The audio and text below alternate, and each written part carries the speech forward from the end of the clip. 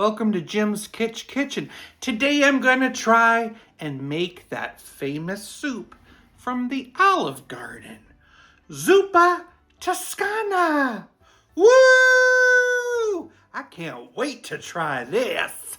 Grab a pot. Grab some of that hot sausage, and we're going to put that in the pot and start cooking it. I'm cooking that with a chopped onion and some garlic.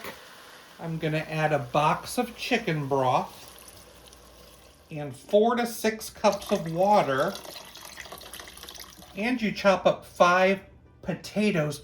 I used the gold kind and I microwave them a bit. I'm supposed to cook these until they're softened, but I thought I'd speed up the process. Now I'm going to add some chopped kale leaves, like 6 cups. I'm bringing that all into a light boil.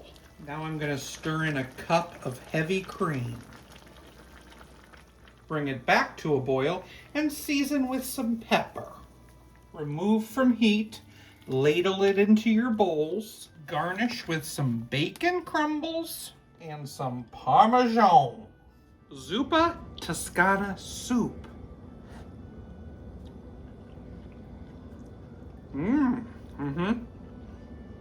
Very hearty. Loving that meat and potatoes in there. It's a really good soup. Very similar to the Olive Garden one. But I do have to confess, I still like the chicken gnocchi soup from Olive Garden a little better. I think I'd give this soup a 7.7 out of 10. What do you say to someone that's too scared to plant apples? Grow a pair.